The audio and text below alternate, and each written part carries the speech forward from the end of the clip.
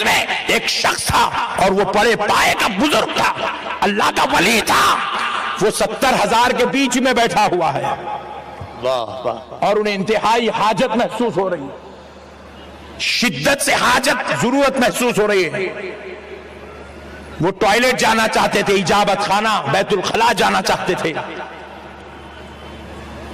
انہوں نے اپنی اجابت کو کنٹرول کرنا چاہا، جتنی دیر کنٹرول کر سکتے تھے کرے، لیکن اجابت اب اپنی انتہا کو پہنچی، شدت انتہا کو پہنچی تو بڑے بے چین ہو گئے، کیونکہ اب 25-50 آدمی ہو تو ایسا ہٹا کے نکل جائیں گے، ادھر پلٹے تو 20,000، ادھر پلٹے تو 40,000، پیچھے دیکھے تو 50,000، کہاں سے جائیں گے؟ بیچ میں بیٹھے ہوئے، ضرورت آ رہی ہے، بے چین و بے قرار ہو گئے.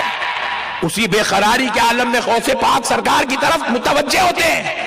سرکار اب میں کیا کروں؟ دوران بیان غوث پاک سے عرض کرتے ہیں اب میں کیا کروں؟ ضرورت محسوس ہو رہی ہے اور انتہا شدت کے ساتھ. غوث پاک سرکار حالانکہ انہوں نے آواز نہیں دی، بس خالی اندر آپ کی طبیعت میں محسوس ہوتا ہے غوث پاک کیا کروں.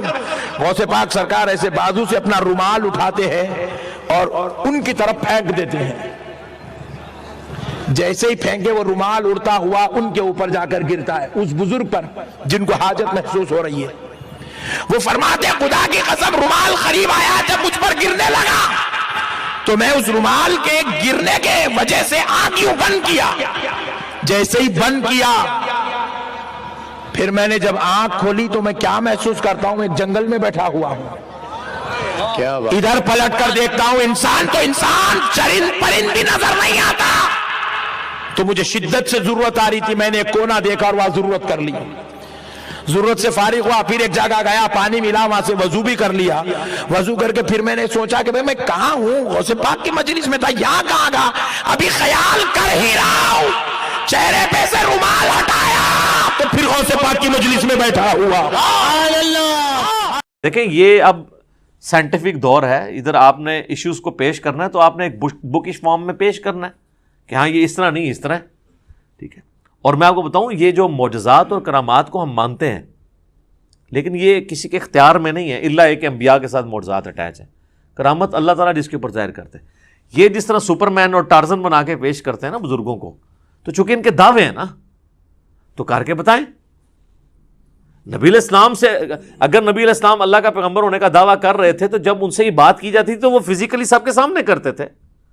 بخاری مسلم میں حدیث ہے کہ بارش نہیں ہو رہی تھی تو ایک صحابی نے کھڑے ہو کر کہا یا رسول اللہ کے حضور دعا کریں.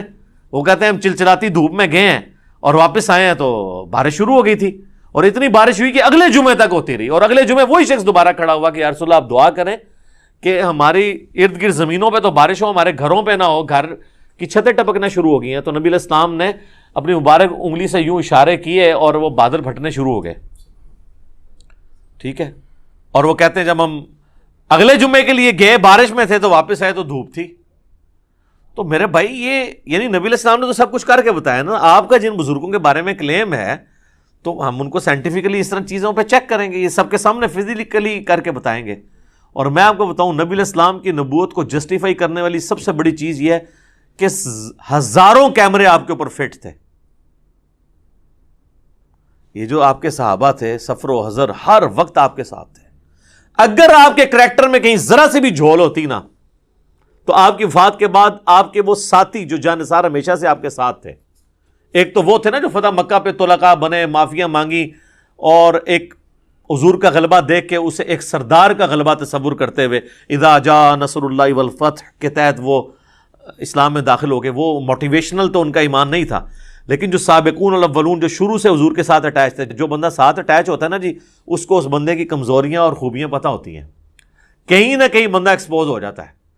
جس کے ساتھ ہزاروں لوگ اٹیچ ہوں اور حضور کی وفات کے بعد ان میں سے کوئی بندہ ٹس سے مس نہ ہو اور کمٹمنٹ کا یہ لیول ہو کہ ہزاروں لوگ جب اس دین کو چھوڑ جائیں تو چند مٹھی بھر لوگ اتنے کانفیڈنٹ ہوں کہ ہمارے نبی نے ہم سے وعدہ کیا تھا کہ رومن اور پرشین امپائر گرے گی، ہم تھوڑے سے ہی لیکن ہم ٹکرائیں گے، اللہ ہمیں فتح دے گا. یہ کانفیڈنس لیول ہو، یہی نبی علیہ السلام کی یعنی نبوت کی صداقت ہے. یہ دلیل ہے سب سے بڑی. تو نبی علیہ السلام پہ ہزاروں کیمرے فٹ تھے. کہیں آپ کے کریکٹر میں کوئی جھول ہوتی، آپ کی بیویوں کے ذریعے باہر نکل سکتی تھی بات، آپ کے دوستوں کے ذریعے باہر نکل سکتی تھی، اور آپ جن بزرگوں کو مانتے ہیں ان کی کیا کیا باتیں باہر نکلتی ہیں.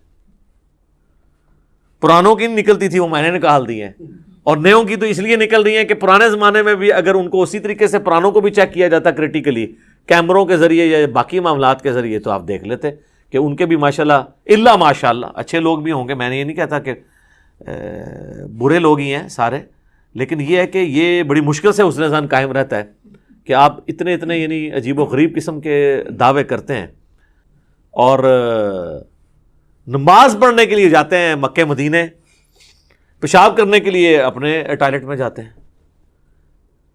ان کے تو ٹوائلٹس کو لگائیں تالے، انہوں کو جتنے نماز پڑھنی ہے استنجا بھی اتھے ہی کرو جا کے روحانی طور تے تم لگ پتہ جائے گا روحانی طور سے کدھر جا. یعنی جو بندہ یہاں بیٹھے بیٹھے مکے اور مدینے جا کے نمازیں پڑھ رہا ہے، استنجا کرنے کے لیے وہ کیوں اٹیچ باتھ میں جاتا ہے؟ اتنی بڑی ایکٹیویٹی وہ پرفارم کر رہا ہے تو استنجا بھی ہوتے ہی کرو. ٹھیک ہے، ان کے آپ ٹوائلٹ بند کریں، ان کے اوپر CCTV کیمرے لگائیں اور دیکھیں پھر جناب یہ کتنی دیر آپ کو نمازیں پڑھ کے بتاتے ہیں. سب کہانیاں ان کی کھل جائیں گی. اور آپ دیکھ لینا وہ ہمارے بھائی نے انڈرسٹینڈ اسلام کے اوپر وہ جو ویڈیو اپلوڈ کی ہے کہ بزرگ جو ہیں وہ استنجے کے لیے پتھر مانگ رہے ہیں، تو وہ جس چیز کی طرف جاتا ہے وہ سونا بن جاتا ہے. اور پھر وہ جناب یہ بھی بتا رہے ہیں کہ حضرت وہ کہنے لگے جی بال بڑھ گئے تھے، انہوں نے کہا تیرے نبی کی سنت ٹوٹ رہی ہے تو اس لیے مجھے کچھ پیسے دے دے. یار اللہ کے بندو، وہ کہتے ہیں سال ہوا ہے کچھ نہیں آپ سے مانگا، اب یہ سنت ٹوٹنے، تو سنت بھی ٹوٹنے لگی تو ابھی بھی مانگنے کی ضرورت نہیں ہے. جس نے سال آپ کو بغیر کھائے پیے سارا کچھ معاملہ کر دیا ہے، تو روحانی طور پہ بال کٹ جائیں خود بخود ہی. روحانی طور پہ اگر بندہ زندہ ہے تو بال بھی روحانی طور پہ کٹ جائیں، ناخن کٹ جائیں، ختنہ بھی ہو جائے، روحانی طور پہ نہیں ہوتا. سب کہانی ہے جناب. تو اللہ تعالیٰ ہمیں فہم اور عقل دے اور ہم چیزوں کو صحیح طریقے سے سمجھیں. ٹھیک ہوگا؟ جزاکم اللہ خیر.